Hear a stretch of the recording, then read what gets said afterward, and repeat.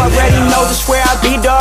I ain't being cocky, but Philly what I'm reppin'. Watch me check it like it's hockey. I ain't tryna get it twisted. If you get it, then you got me. If you with it, cool. If not, I'll treat you like a Tamagotchi. I'ma let you down point. Yeah, I never disappoint. What's going on, guys? JHoyt back with you today. Welcome back to episode 4 of the Seattle Attack franchise mode. So quickly before we get into the episode, I do just want to say I have created a separate playlist just for the franchise mode. It will also be in the NHL video playlist as well. So both playlists are, NHL related, but there is more playlists there for Fortnite and Call of Duty as well. So make sure you go check them out. But I made it a separate one just for the franchise mode, so that way if you just want to watch all the franchise mode ones, then you can play them in the playlist. But if you want to check out anything else, make sure you go do so. But anyway, into today's video, if you guys have not seen the last 3 episodes, make sure you go do so, or else you have no idea what's happening so far. So we are 11-13 right now in the regular season. We are at December 1st. And our team was not looking good, right? We started out kind of average. We was doing all right for a while. Then we went on a massive losing streak. And now we're here. So let's just go over what changes I made off screen. So as you can tell, our leading point getter is Ryan Spooner. So what I ended up doing was I basically changed around every line but my second line. Now, the second line was Spooner, Deneau, and Williams. However, they are now our first line. So I decided to move all 3 of those guys up to the first line, give them the first line responsibilities, and I figured, you know what, they're doing well there. Let's put them up on the first line. Hopefully they do well on the first line. And if not, then, we'll have to figure out something else. But anyway, for the rest of the lineup, what I did was kind of a lot. So we had Pajot playing first line. He wasn't doing that great as a first liner, so we moved him down to a third. Letestu was doing better than Pajot, so we swapped him off of that line. And I believe Perron and Grabner were on the same line, if I'm not mistaken. We kind of put Perron as his left wing self. He was not performing as a right wing, so I kind of figured that might have been the reason why. But I don't really know. So he's on left wing. I don't really have another right winger I want to put up on the second line. And it was between either Grabner or Dzingel, and I figured, you know what, Grabner has earned it with his play so far, so let's put him there. I moved Dzingel up because I wanted a little bit more offense on my third line. So then him and Pajot are there, Kunitz is there as well, and we moved Iginla and Smith-Pelly to our fourth line with Chris Tierney. Now on defense, I don't think I changed anything here. I did like how they were playing, there, so I didn't really care about that. But here is the other thing. So if you guys remember last episode, our goaltenders were Michael Neuvirth and Korpisalo, that I keep forgetting his first name.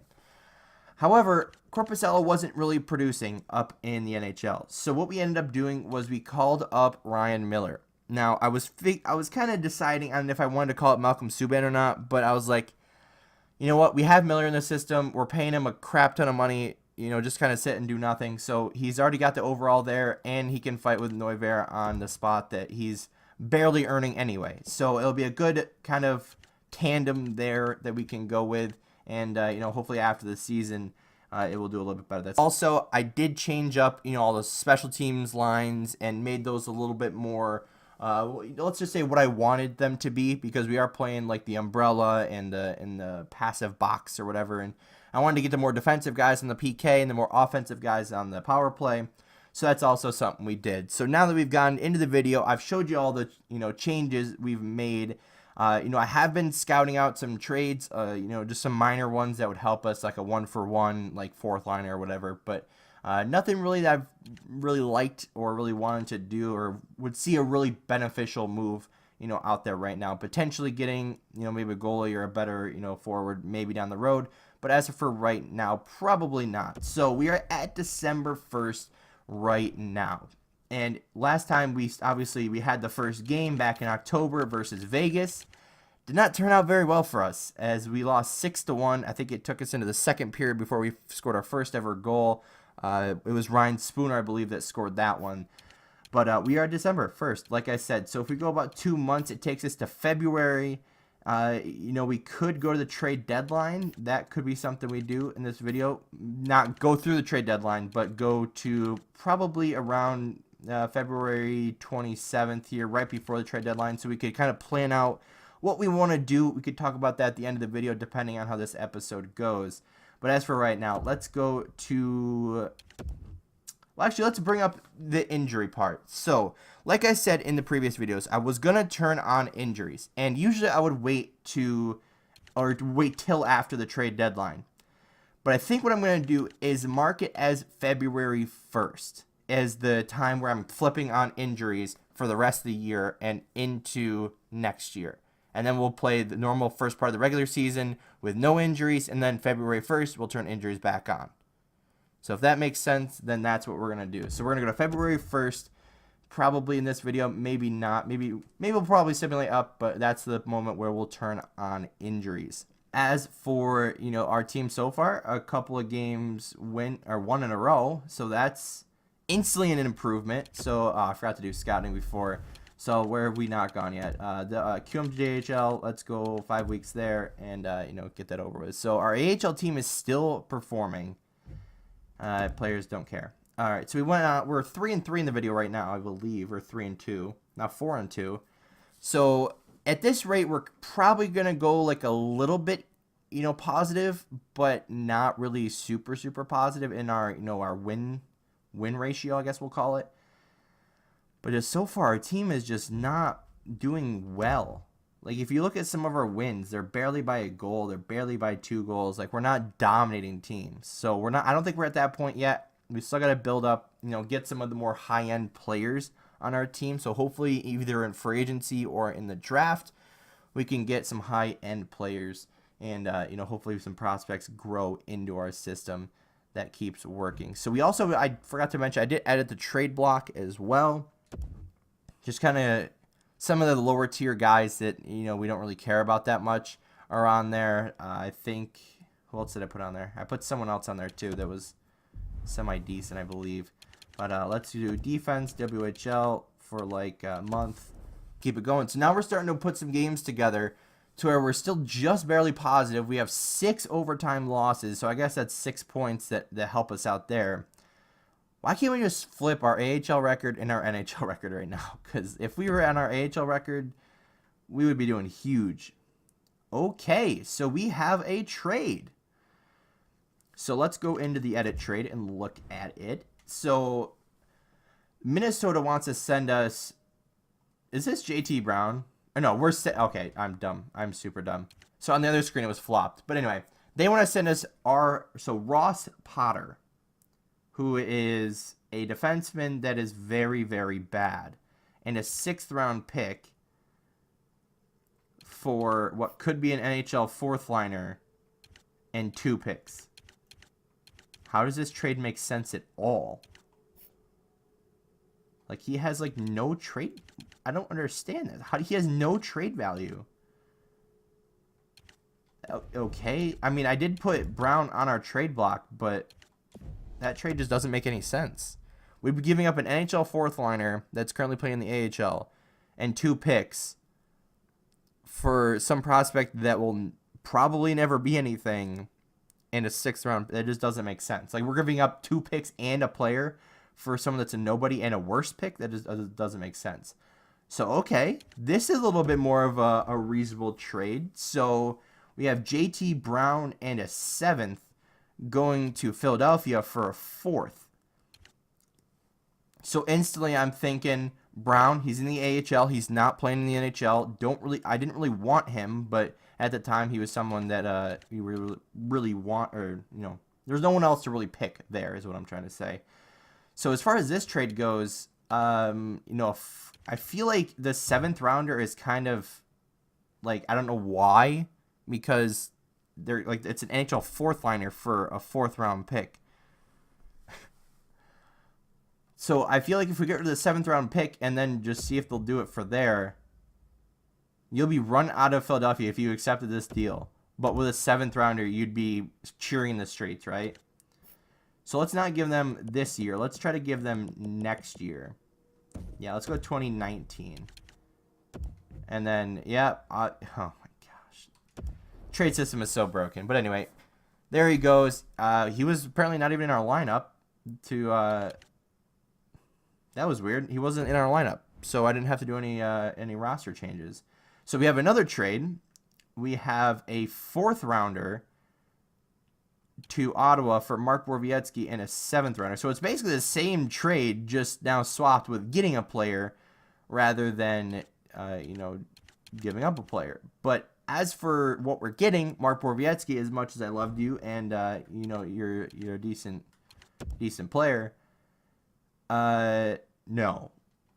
We don't really no. Just no. I don't really want to give up a 4th round pick for a 3rd line defenseman. That just doesn't really make sense. And with our team right now, we have more than enough guys to do that. So we're at February 1st. So that means we're going to turn on injuries here in a second. But let's check out the stats and the standings and see where we are at. So now that the super long episodes are over, at least for now until we get back to the off season, we have a lot quicker of episodes, which is something I'm very happy about because I hate listening to my voice for about 50 minutes like it was the last couple of videos. But instantly what I'm noticing is that our team is very inconsistent. I'll put it that way. They're very, very inconsistent. So our first line, I guess, is still performing very well. Second line is performing a little. That's not even our second line. Dezingel's in our third line. Perron, what did he have last time? He had 6 points after like 20 games or something. So he's kind of improving a little bit. So I'm actually, something I did notice was Letestu wasn't performing nearly as well as he was, at least. I don't remember what he was in the last video. But Pajot will probably move up to the second line. Hopefully with Grabner and Perron, he can show his offensive abilities. And then our third line would be probably Kunitz, Letestu, and Dzingel there. And then Tierney, Iginla, and Smith-Pelly on our fourth line. So forwards, nothing really too crazy there. Defensemen, our top 2 hitters there, are doing some work on the power play, which is good. Alex Martinez, Brodin, doing well, still. These top 4 guys are going to be with us for a while, and they're doing very well right now. So I'm very, very happy about that one. Our third line defense, they're doing all right. I wish they were doing a little bit better in the plus-minus department. Potentially might switch Martinez and Brodin just because, you look at Brodin and Shattenkirk, they're both minus players right now, and they're both doing all right offensively. So I don't really know what to think of that one, but you know what? Maybe that's something we can look at to switch there. So, okay. So you guys obviously remember, Corpusella 2-5, under 900.9 save percentage, goals against is way too high, and just not playing well at all. Well, Miller has come in, put up 9 wins so far. He's technically 9-10. Which is what Neuwirth was, but 9-5-5. That's still overtime losses are still points. So save percentage is there, goals against is there, actually doing better than Neuwirth in both those departments. So hopefully they'll build each other. Neuwirth actually grew in overall, so that's also something good. So maybe Neuwirth will take over more of the starting responsibilities than Miller, but that's good. Let's go look at the standings. So currently we are sitting in 6th place in the Central Division. I guess we're tied for 5th if you really want to look at it that way. So that's, I guess, good.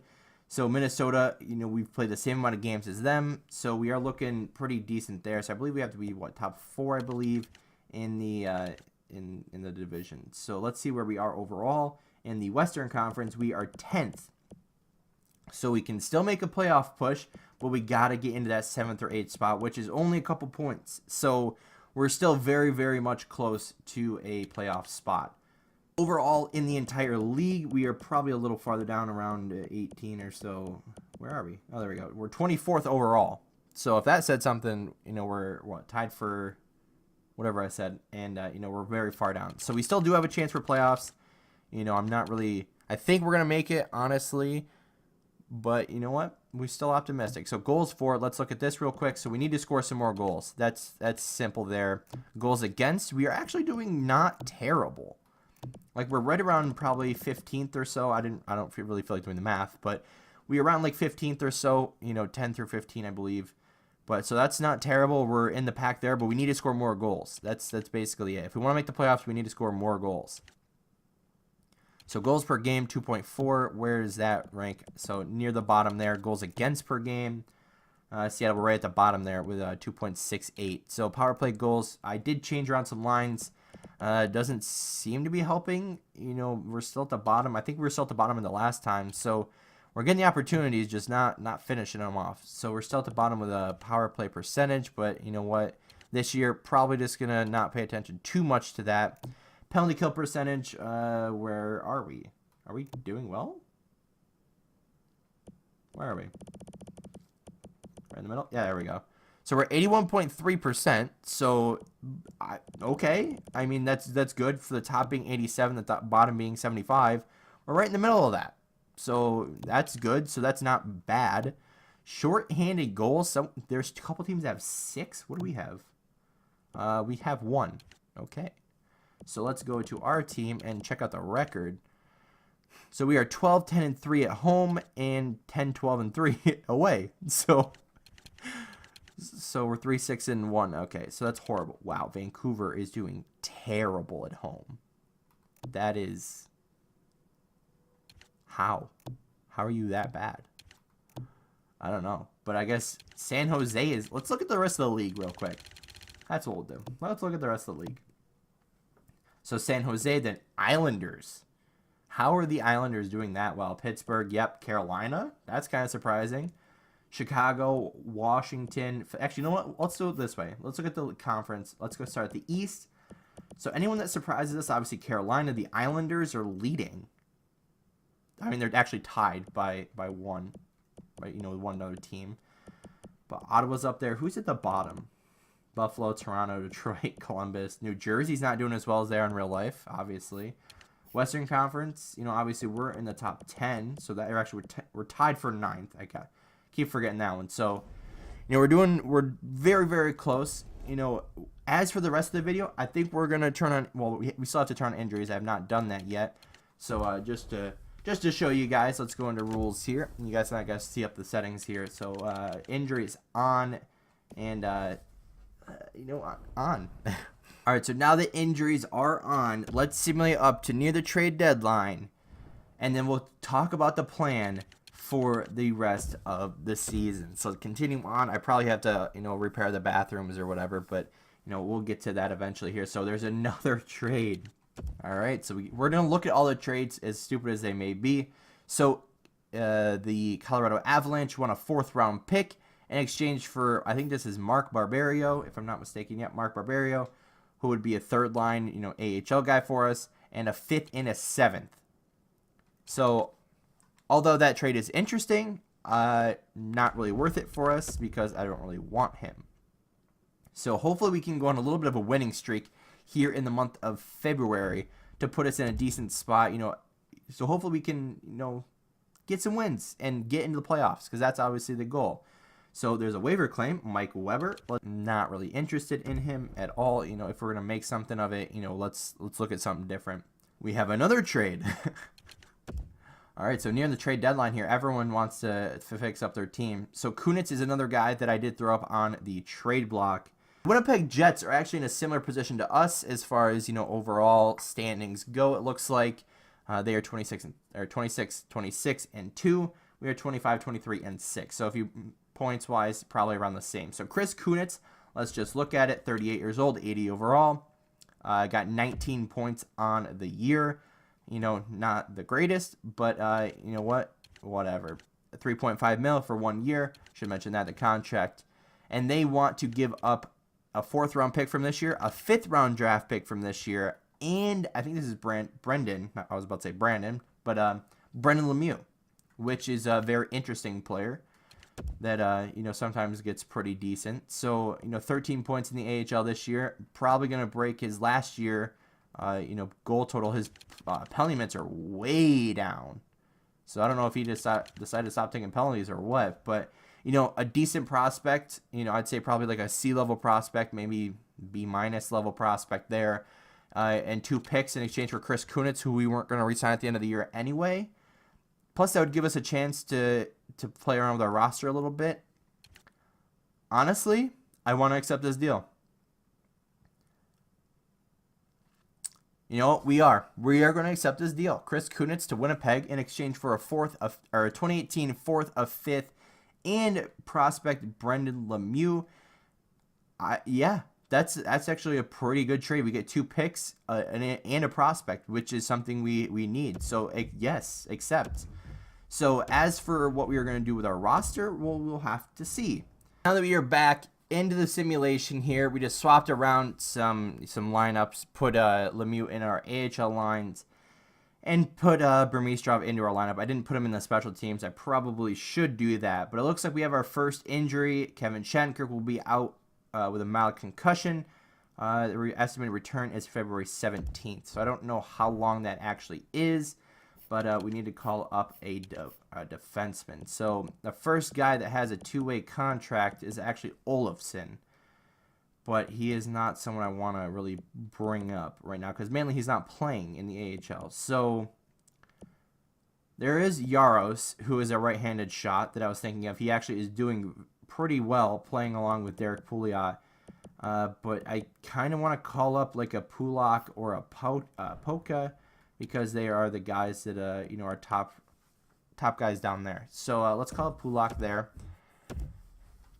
So there we go. We fixed up the lineup there, but we have another trade. So what do we got here? So the last one we ended up accepting. So what do we want here? So they're trying to get our 4th round pick in exchange for a 5th, a 6th from the same year, and I believe this is Andy Andreoff, if I'm not mistaken. So okay. So let's just look at it real quick. So he's still 26. He only has 1 more year to really grow at a 76 overall. Probably not going to grow much higher than a 77. He might get lucky, get a 78, but 1 year deal.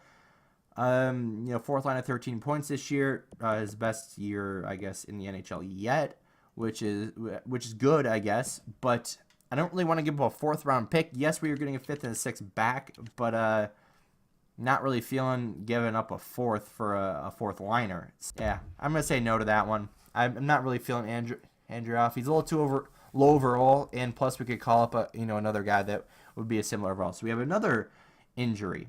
So Burmistrov out with an abdominal strain for a little bit longer. So hopefully we get lucky, and whoever else was injured at the same time. But nope, that was actually a defenseman the first time. So we need another forward. There we go. We fixed it again, and we are back into simulation. This is why I don't play with injuries on for the entire season there. So Shattenkirk is back. So let's go put him back in the lineup and take out Pulak and take him out. So I think we are going to keep Pulak up here for now, but what did he end up doing while he was here? He had a goal, so that was, I guess that's good. I guess a goal in 2 games. That's not terrible there. So we are going to keep Pulak up here for now, just for injury's sake. Hopefully we don't have injuries, but you know what? Never know. So 27, 25, and 6. We got a few more games until we get there, but we have another trade. So I feel like I should take off that I want after 4th round picks. Because I feel like this is really like increasing the amount of trade offers that are coming to our team. So once again, they are trying to get our 4th round draft pick in exchange for a 2018 5th and a 6th with, this could be of multiple people, so Drew Shore. So the guy that has recently come back from overseas, what is he doing? So 1-year contract, it looks like. I don't feel like he's been playing this year, if that was the AHL, but 75 overall. In that case, with a center, I would just bring up Goudreau because he has actually been doing well. So you know what, not really feeling that trade there. And if we can get to the game here, dismiss that. Oh, why couldn't we have our AHL record 40, 15, and 4? That's incredible. Good job, guys, down there. But we got 2 more games here. And then, of course, another injury. So, hopefully, do we have an injury at forward? I think we did. Is anyone back from injury? So, we still have Pulak up here, but we need a forward. So, let's go to roster moves. Bring up someone else. There we go. We just come back from fixing the lines. And another trade. So, let's go look at it here. So, once again, Philadelphia wants our 4th round draft pick in exchange for, is this JT Brown again? It is. So the one guy we traded this year, you know, they want to give us back. So I really don't want him. So we are going to decline this trade, even though they're giving us a 4th for a 5th. You know, it's not terrible and giving us a pick. So we could potentially make profit on him and trade him for probably another 4th. But you know what? I really, really don't care that much. So we ended the, I guess, pre-trade deadline at the record of 29, 27, and 6. So let's go see what that does for the playoffs, because depending, you know, what the playoff race looks like, that will depend on, you know, what we do at the trade deadline. It leaves us in 5th in our division right now. We need to get up to that 4th spot, it looks like, to clinch the wild card. As far as the wild card race, I don't really know what's going on in the other division, but let's go look at the Western Conference. So it does look like St. Louis and Calgary are holding those 2 spots. So we are still sitting in 10th, but once again, they are within a couple of points, a couple of games away from being into that playoff push. Because even if you look at the standings right now in the Western Conference, we are sitting at 10th. Okay, we are solely in 10th, 64 points. If we win 2 games, that'd be another 4 points. That would put us up to 8th. Another game, 3 games won, would tie us with 7th. A 4th game to get us at least 1 point, we'd be tied with Calgary. And then, you know, we win a couple games in a row, we could be up in here. So we still have a really, really good chance at the playoffs. So let's go check goals for. You know, we're still probably close to the bottom. We are actually very, very at the bottom. So that's not good. We are still somehow one of the best defensive teams, which I will never get. We are sucking right now. But power play goals, we are not scoring nearly as much as we need to be. Power play percentage, we are still at the bottom, so we're sucking there. Where are we? 3rd there. So 80.6, I believe that's very, very close to what we were the last time. It does look like some other teams got better at that. Still have the same short end goals, still about even, but we're doing better in the last 10, so that's good. So we improved from the 3, 6, and 1. Last time we are now 5 and 5, so I guess that is good. But if we look at a team like Vegas, who is 0, 8, and 2 in the last 10, then you know, we're doing pretty good. So we still do have a chance for playoffs. As far as the plan for the trade deadline, I'm gonna look around for some trades. You know, a couple of guys. You know, see if I can flip as far as the, you know, top guys in the AHL. If we can kind of flip like a, you know, a Smith Pelly or an Iginla, or potentially a prospect defenseman for someone that will help us in the playoff push, then I'm going to look at that and see what happens. Other than that, I'm going to see, you know, try to figure out lines still and, you know, figure out what's going to go on with our team. But as for now, guys, I think I'm going to wrap it up here. I've been recording for probably a little bit too long. But I hope you guys did enjoy. If you did, make sure to hit that like button down below. If you haven't already, hit the subscribe button. And as always, guys, we'll see you next time. I want you forever, even when we're not together. Scars on my body so I can take you wherever. Like, I want you forever, even when we're not together. Scars on my body, I can look at you and never.